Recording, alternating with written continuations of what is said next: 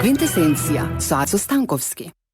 Квинтесенција доаѓа од Аристотеловата филозофија за конституцијата на светот и постоењето, кое е конспирирано како комбинација од 4 елементи: земја, вода, воздух, оган. А петтиот елемент, кој ги соединува сите и ги регулира, е наречен квинтесенција. Неговото поимање е блиско до постоењето на духот во метафизиката или како космичка интелигенција во езотеријата.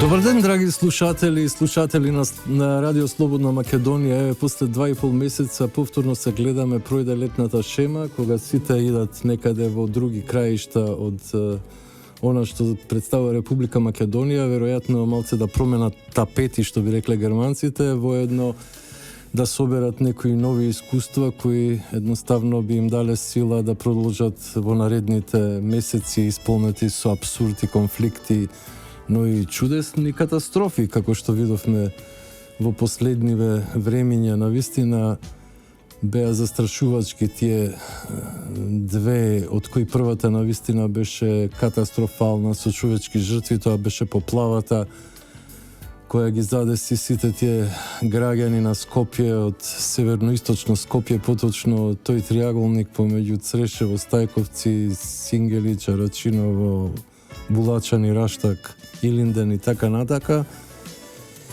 И однесе неколку десетици жртви, што беше навистина застрашувачко и непознато и невидено искуство до сега на овие територии.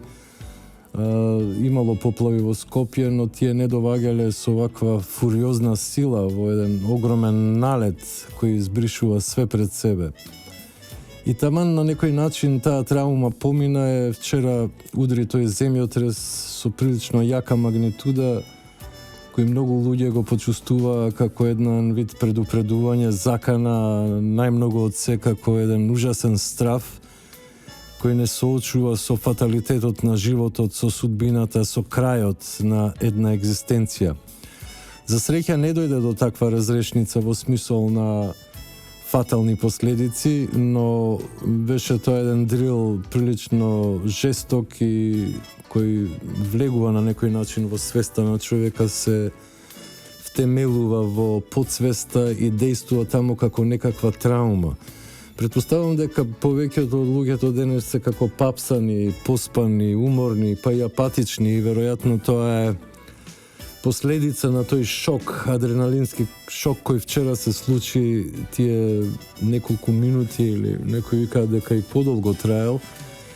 Но познато е во психологијата дека некои моменти кои се навистина драматични се одразуваат поинаку во човечката свест отколку што е фактички самиот настан.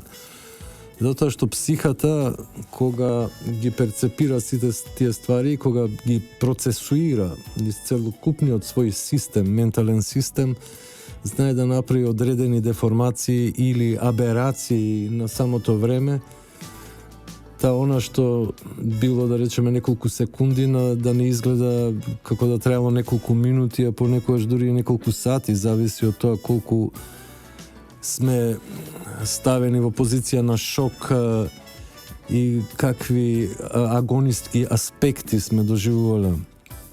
Во секој случај, ова што вчера се случи е навистина едно ресетирање на целокупните наши психички капацитети и упатува на преиспитување, без сомнение, затоа што сите тие жестоки ситуации кои едноставно се и непредвидливи и толку силни што ниедна човечка моќ или доктрина или стратегија не може да ги избалансира и да ги припитоми, покажува дека всушност сме мали, ситни, неспособни за големи чекори, нели, суштества кои навистина зависат од милоста на провидението, од милоста на самата природа, ако сакате, или на тој што управува со природните закони, или тоа што управува.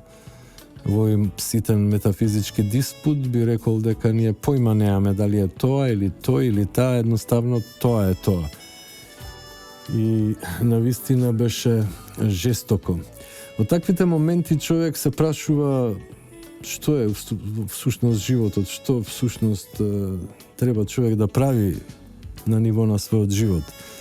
Во тие моменти сите лажни амбиции паѓаат во вода и гледаме дека всушност некои ствари кои сме ги занемариле се многу значајни и битни за нас како луѓе, како екзистенција, а пред се како духовност. Во тие моменти гледаме дека всушност сите наши кули од карти кои ги промислуваме и на кои фантазираме, провоцирајќи во самите себе една чудесна амбициозност, отпаѓаат и всушност ја гледаме вистинската смисла на животот и вистинската драгоценност на постоењето. Тогаш гледаме дека имаме луѓе кои се блиски до нас, кои се загрозени. Гледаме дека животот може одеднаш да престане поради некои причини, а светот е преполн со предизвици и со искушенија и на некој начин стануваме поскромни, меѓутоа и подепресивни, посебно додека не пројде првиот шок, тој адреналински шок за кој зборував, кој дава екстра сила, но после кога ќе пројде сето тоа, чувствуваме огромен умор и апатија. Затоа сега треба на некој начин да промедитираме што всушност се случило и што тоа сака да ни каже. Може би сака да ни каже и нешто повеќе од она што сега јас говорам, може би збори за нашето поведение на политичко-општествен план, може би ни кажува какви луѓе сме и што треба да правиме, дека всушност големите планови се илузии и карикатурални ситуации во однос на она што е, во однос на вистината. Исто така може би сака да ни каже дека треба да бидеме скромни, да живееме во денот, во моментот, да бидеме работливи и одговорни, но исто така да не правиме некои балони од нашата иднина, затоа што тоа се неминовно ќе донесе до некои разочарувања поради неостварувањето или парцијалното остварување, или може да биде и незадоволство кога целата таа идеја или визија ќе се оствари, но ќе останеме со некое празно чувство поради X причини. Поради, да речеме, илузорноста на тоа остварување, или може би поради тоа што сме се соочиле со испразноста на тоа соочување. Има многу варијанти за разочарување, за соочување со некоја потресна вистина која е критички настроена кон нашите инфантилни илузии, но во секој случај ваквите моменти не прават можеби повистинити, ако не подобри. Како и да е, фала му на Севишниот, сето тоа пројде и сега можеме да се вратиме на своите дневни активности со едно искуство повеќе кое ни кажува да не се потресуваме многу за далечната иднина, туку да уживаме во она што ни е дадено во денот, во минутата, во секундот, да сме благодарни за секој момент што ни е даден, да постоиме во некоја релативна хармонија и спокојство, да имаме, што се вика, добар апетит и добар сон и да бидеме љубезни и добри кон другите и одговорни во работата што ја вршиме и да се обидуваме да бидеме најдобри во тоа што е можно и да бидеме секако толерантни кон другите луѓе без оглед на тоа на какви национални, етнички или да речеме културни, религиозни провиниенции припагаат. Не се бара многу од нас, се бара малку. Она што не се бара е всушност таа нескромност и таа дрчност по нештата, а она што е навистина богоугодно е скромноста и вредноста на човека и тоа што навистина ќе изгради еден однос исполнет со почит кон неговите браќа и сестри без оглед од каде доаѓаат и да не биде критериум потеклото нивно, туку да биде критериум нивното поведение.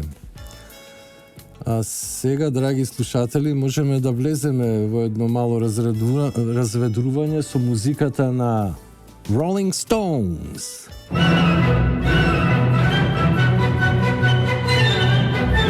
Квинтесенција со Ацо Станковски. Старите народи верувале дека земјотресите доаѓаат од тоа што всушност планетава е жива, од жив организам, дека е тоа некое битие живо кое постои како суштество и кое има своји некои принципи на постоење и принципи на дејствување, некој свој биоритам, дури би рекол гигантски, секако неопфатлив со човековиот поглед, предпоставен од мудреците, од шаманите, од филозофите подоцна, кога веќе целата човечка заедница почнала да се култивизира на еден цивилизацијски начин, кога почнува да се создаваат институциите, писменоста и така натака, политичките структури и цело едно општество кое почнува да функционира како банка на податоци, како нека гигантска меморија која ги обсервира природните појави и сите други појави, општествените и културните, и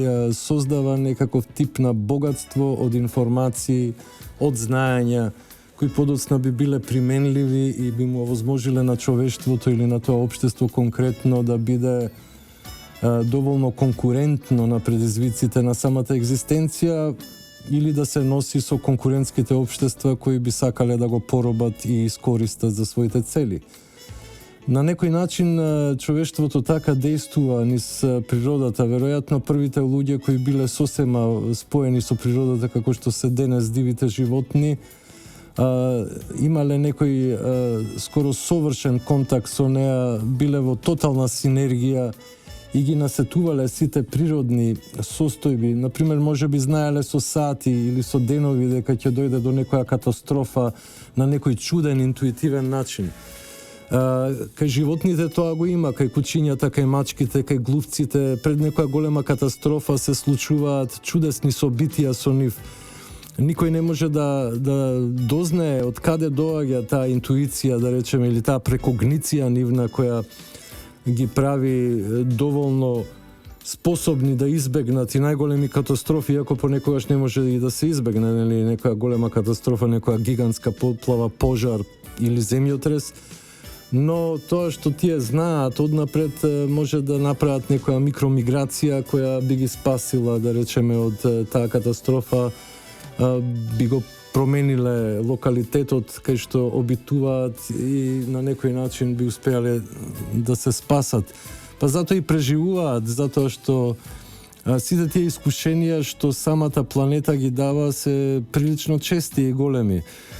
Има доста земјотреси во историјата, во историскиот дел од она што го нарекуваме човечка историја, има чудесни записи за земјотреси.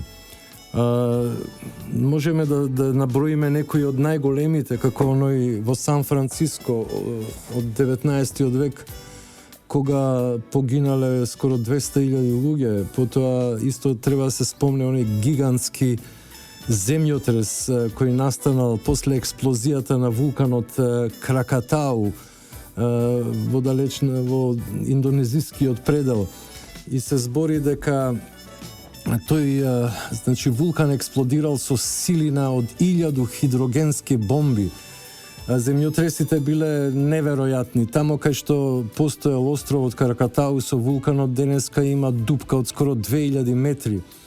Тоа било толку страшно нешто што се појавил облак кој бил долг 1000 километри, црн облак кој патувал околу планетава и кој дури дошол до Лондон.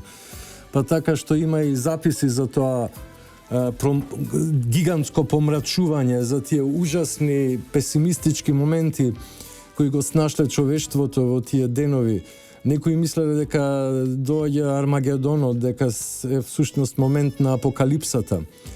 Би рекол исто така дека и Балканот е прилично трусно подрачје, затоа што токму тука се спојуваат неколку големи плочи, иако се тврди дека Европа и Азија е иста плоча, поточно дека африканската и западноевропската плоча се исти и некаде баш тука на Блискиот исток всушност се спојуваат тие неколку конкурентски, да ги наречам, огромни маси, нели, материја, цврста материја, кој ние ја викаме земја или почва, а всушност самата конституција на планетава е таква што во средиштето таа е полна со гасови кои имаат огромни температури, а потоа сето тоа се претвара во една мелтеста материја, многу жешка, која се вика лава, така да самата земјина кора не е толку дебела, може би 10 на 20-30 километри, а потоа има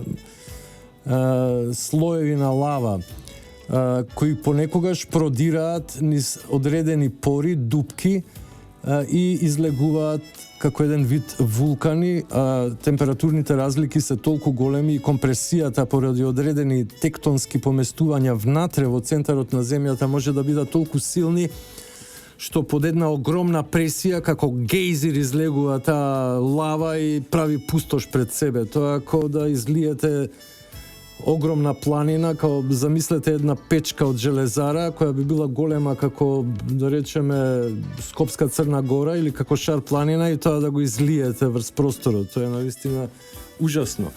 Во Европа постоеле такви вулкани, знаеме за Помпеи, например, кој пострада од Везув кога еруптирал и благодарејќи на Помпеи научниците, пред се археолозите, открија неверојатни податоци, фантастични артефакти кои едноставно го објаснија животот на тоа место, нели, во тој дел од Италија, од Апенинскиот полуостров.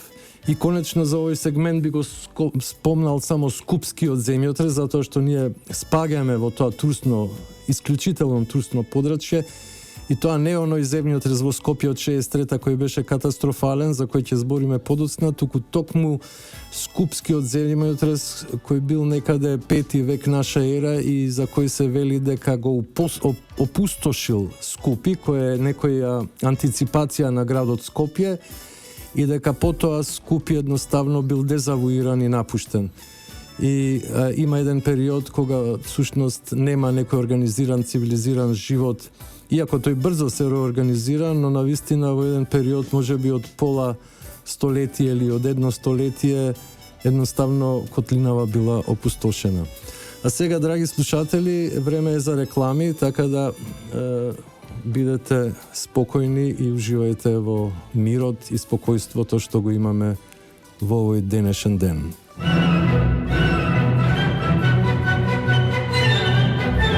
Квинтесенција со Ацо Станковски. Уште од најдревни времиња, значи од митолошко време, има такви големи епови, митови, сегменти од разни религиски списи, древни списи кои говорат за катастрофите.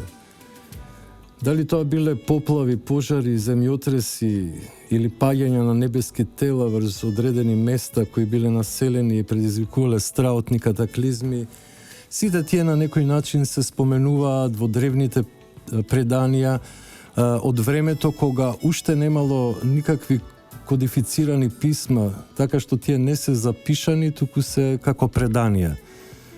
Подоцна тие се запишани и се инкорпорирани во одредени религиозни книги, како што, например, е Стариот Завет, а ги има и во сите други религиозни провиниенции и во други концепции, нели, кои подразбираат метафизички поглед на светот. Така, например, во Стариот Завет е преданието за потопот и Ное. Тоа е интересна приказка која во кратки црти така што едноставно Господ се заситил од беззаконието на луѓето кои станале перверзни. Обично приказката во митот оди на тој начин, секогаш супримот или висшиот аспект е незадоволен од тоа што се случува на планетата, тоест во неговото создадие, и тој интервенира на еден жесток начин, како еден вид ресетирање му прави на системот, а тоа го прави ресантно и консеквентно. на она што му е на човекот блиску, на оние кои се, да речеме, во фаза на многу повисоко ниво на свест и им изгледа веројатно не толку битно, туку едноставно имаат некои други висши концепции за нештата, кои се можеби во конфликтност или контрадикторност со нашите погледи на нештата. Затоа и трагизмот кај луѓето е всушност само една субјективна, перцептивна ситуација која искажува одредена траума или одредено собитие кое се одразило во колективната свест. Обично тоа било доживеано на ниво на подсвест и тука сите тие типови што вика Јунг се претвараат во архетипови кои стојат и не проваѓаат и имаат некаква вечност. Све додека е расата, додека е сојот, кој го има тоа депонирано во генот, некаде во најесенцијалните складишта на генот, тие меморативни складишта, до тогаш ќе постои тој запис и тоа сознание, тоа насетување. Затоа и кога се случуваат такви катастрофални ситуации, човек тоа се претвора во еден вид животно, затоа што тогаш подсвеста делува, а не свеста и механизмите на контрола се скоро потполно разбиени. Во приказката за Ное, интересно, Ное на македонски би бил Нове, новиот, тој што е нов, значи нов семпл на човек што едноставно би почнал еден нов живот. Знаеме дека му било кажано од висшите сили да направи кораб со кој ќе ги спаси видовите, и ќе почнат нов живот затоа што ќе настапи еден погром преку потоп. И навистина тоа се случува, врне огромен период, сите котлини, сите планини се поклопуваат и планетата станува една огромна вода, еден огромен океан. А Ное со својата фамилија и со животни од секој вид по две, за да се спарат, кога ќе престане потопот и да почнат нов живот, плута некаде по таа огромна површина. Потоа доаѓа, тој имал и птици, во некои верзии се спомнува гавранот, во некои гулабицата, и во еден момент доаѓа гулабицата со гранче во устата и веќе се знае дека тука негде е во близината некакво копно каде што Ное со својот кораб и со сите своји екзистенционални и емотивни богатства би дошол за да почне нов живот по волја Божја. Така да тој се искрцува на Арарат, врвот. Меѓутоа исто тука постои еден спор помеѓу антрополозите кои велат дека тоа не мора да е Арарат и тие простори не мора да се од некој азиски аспект акцептирани, туку може да бидат и некои други простори, затоа што митот има флексибилност да биде толкуван. Така да некои наши криптоисторичари и антрополози велат дека всушност Арарат е нашиот кораб, дека постои мит кој вели дека меѓу македонците дека всушност Ное се искрцал на кораб нашата планина и дека тука почнал новиот живот. И не е бадиела за Македонија се вика дека е Катена Мунди или папокот на светот, а има митови кои велат дека тоа е мајката на светот од која почнал животот, а веројатно се мисли на тој живот од Ное навака затоа што претходниот бил уништен. Поради злодејствие, поради дегенерација, поради можеби исто така уништување на природата од страна на некои цивилизации кои биле бескомпромисни во својата прагматичност. Но како и да е, тој мит за поплавата го има скоро во секоја свест во западната култура, а такви митови има и на исток и на југ, секаде кај што постојат цивилизации кои на некој начин се во допир со големи води, со реки или со океани и мориња. Од друга страна па постојат и тие митови за земјотреси. Еден од тие митови е она што го снашла градот Содома и Гомора, повторно поради блудта, разблудта, поради ересот, поради беззаконието, поради перверзиите што се случувале тамо и огромното злодејствие. Повторно Бог решава да ја уништи Содома и Гомора и тоа го прави единствено што преживуваат се Лот и неговата фамилија кои биле праведници. Но дури и тука се случило тој момент кога жена му на Лот се претвара во столб од сол затоа што погледнала во Содома и Гомора која била уништувана на неколку нива, пред се земјотрес, потоа пожар и на крај веројатно и некои молњи почнаа да удираат и дождови да паѓаат, така да таа била сотрена до крај.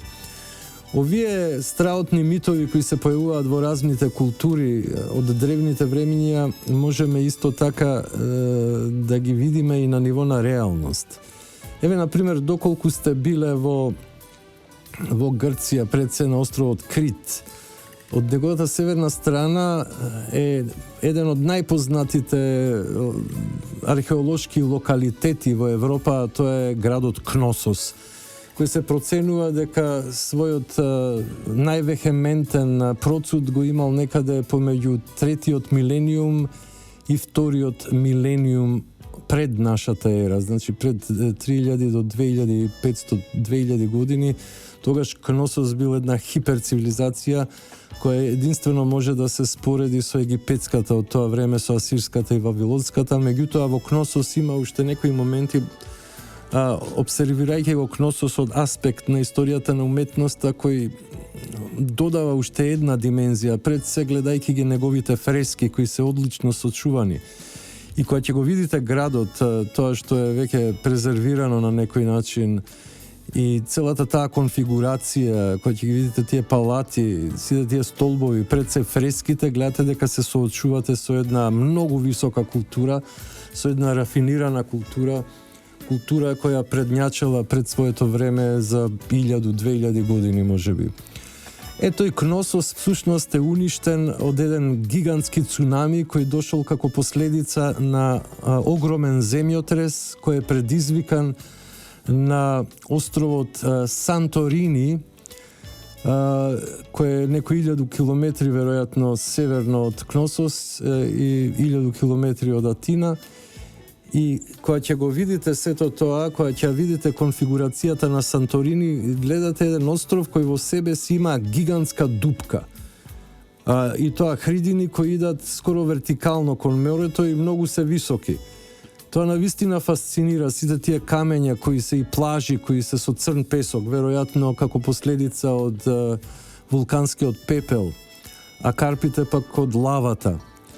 Значи, тоа се водеше долга полемика во научниот свет, но денеска веќе има прилично сигурни докази дека едноставно на Санторини се случила таква ерупција на вулкан која предизвикала огромен земјотрес и цунами и бранови од 10 на 20 метри го уништиле Кносос и после тоа едноставно немало живот тамо со стотици години. За негде во 19 век со процутот на археологијата да се открие тој прекрасен град, таа хиперцивилизација токму на островот Крит. А сега, драги слушатели, идеме со малце музика.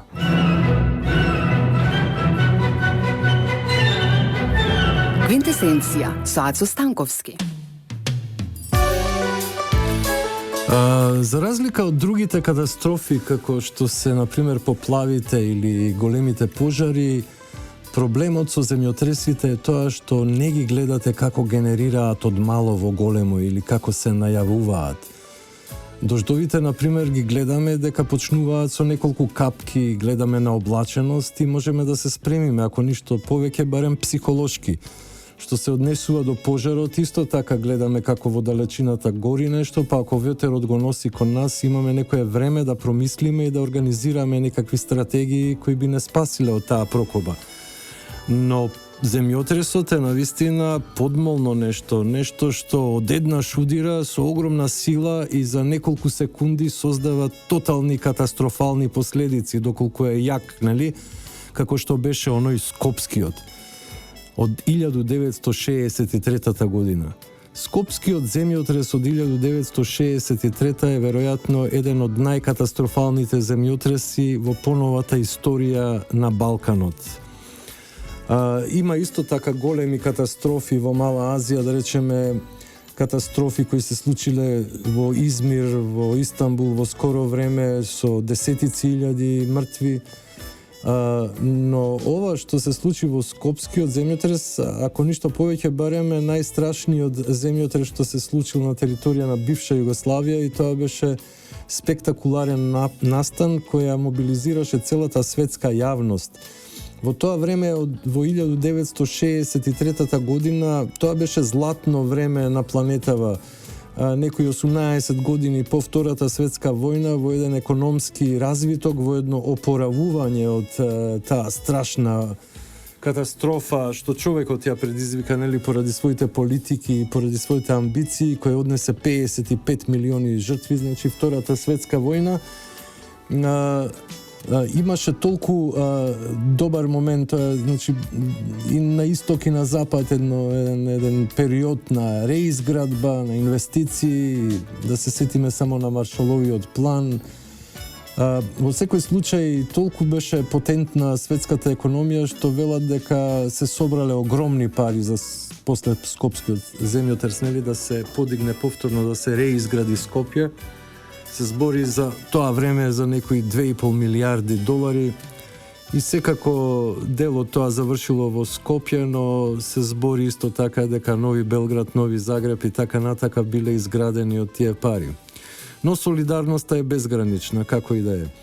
Исто така на територијата на бившата СФРЈ имаше еден катастрофален земјотрес во Петровац, се сеќавам, тоа беше негде крај на 60-тите или почеток на 70-тите, меморијата не ме служи добро како стареам, нели, но во секој случај тоа беше еден исто така катастрофален земјотрес кој ја зацрни бившата земја во црно.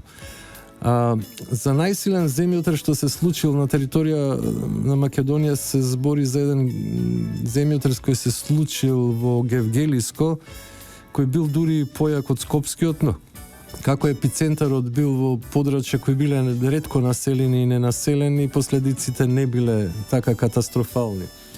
Во секој случај, ние вчера бевме опоменати од земјата, од хтонските сили на внатрешноста на планетата, дека нешто треба да се промени кај нас самиот. Ако го гледаме тоа на тој начин, веројатно дека нашите злонамерности, нашите нечовечности, нашите вулгарности, скарадности на некој начин веројатно предизвикале некои треперања во акашата кои подоцна се материализирале како ваков еден земјотрес доволно силен да предупреди, а доволно слаб да нема катастрофални последици.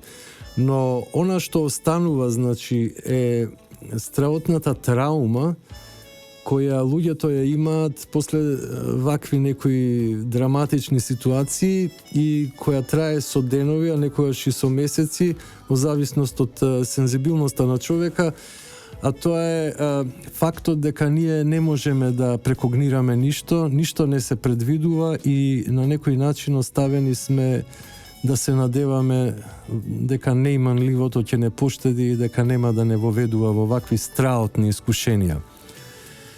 За крај би порачал едно смирение, едно спокојство, зашто она што не е во нас и што е посилно од нас, едноставно и да не плаши, и да не плаши, ќе оствари својата цел и ќе биде онака како тоа замислило и прекогнирало и одлучило да биде. И со овие мисли ве оставам денеска, драги слушатели на Радио Слободна Македонија, радио кое емитува во боја и кој ги има сите оние префинети нијанси кој една импресионистична слика на еден Клод Моне може да ви ги даде.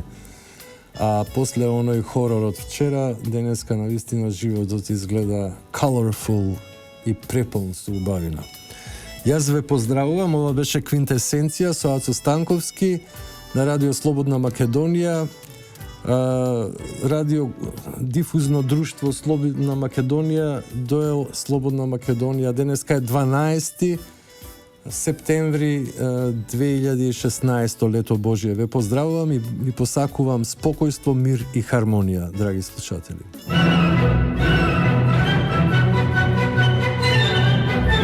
Квинтесенција со Ацо Станковски. Квинтесенција доаѓа од Аристотеловата филозофија за конституцијата на светот и постоењето, кое е конспирирано како комбинација од 4 елементи: земја, вода, воздух, оган. А петтиот елемент, кој ги соединува сите и ги регулира, е наречен квинтесенција. Неговото поимање е блиско до постоењето на духот во метафизиката или како космичка интелигенција во езотеријата.